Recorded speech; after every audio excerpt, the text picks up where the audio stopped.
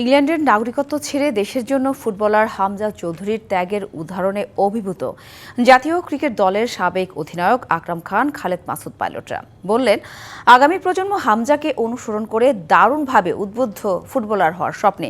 তাই এই ফুটবলারকে মাঠ ও মাঠের বাইরে কাজে লাগানোর পরামর্শ দিলেন সাবেক ক্রিকেটাররা। দলের জন্য আমার শুভকামনা রইল এবং বিশেষ করে হামজার জন্য শুভকামনা রইল এবং ওর জন্য আমার প্রচুর দোয়া থাকবে।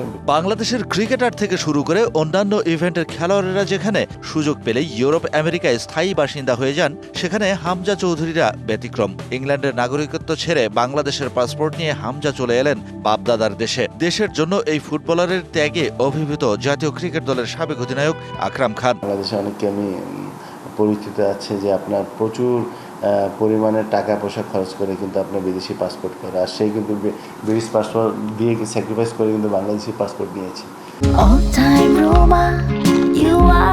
All time Roma. Taste it, love it. তো আমি খেলার পারফরমেন্সটা আমি পরে ধরি, আমি ওনাকে আমার মন থেকে কিন্তু ওকে আমি সম্মান দেখাচ্ছি যে ও এত বড় একটা স্যাক্রিফাইস করেছে বাংলাদেশের জন্য।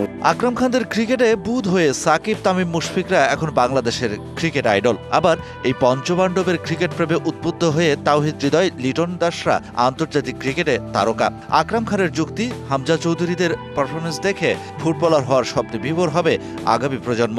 ওর মতো প্লেয়ার যখন বাংলাদেশ টিমে খেলবে তাহলে দেখবেন অনেকগুলো বাচ্চা কিন্তু আপনার খেলার প্রতি ইন্টারেস্ট বাড়বে। কিন্তু আমি আপনাকে বলে দিচ্ছিলাম, এই এফেক্টটা কিন্তু আপনি এখন পাবেন না, আপনি কিন্তু এর ফলটা পাবেন কিন্তু 2 বছর পর।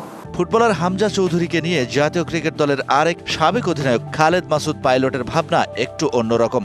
এই সাবেক ক্রিকেটারের মতে, ফুটবলার হামজা চৌধুরীকে কাজে লাগাতে হবে মাঠ ও মাঠের বাইরে। তো ফুটবল এত জনপ্রিয় খেলা, ফুটবলকে শুধু জনপ্রিয় করার জন্য শুধুমাত্র কিছু পরিকল্পনা দরকার, সেটা করলে হবে। শুধু এক হামজা একটা আইকন হতে পারে, কিন্তু আমি বলবো যে হামজাকে ইউজ করে আপনি পুরো পরিকল্পনা দাঁড় করাতে হবে। ওয়ার্ল্ড ফুটবল র্যাঙ্কিংয়ে 185 নম্বর দলটার নাম বাংলাদেশ। সেই দেশের ফুটবল উন্নয়নে হামজা চৌধুরীদের মতো ফুটবলারদের প্রয়োজন কতটা, সেটা সহজেই অনুমেয়। আবার হামজা চৌধুরীদের মতো ফুটবলাররা রাতারাতি বদলে দেবেন দেশের ফুটবল, তেমনটাও ভাবা ঠিক না।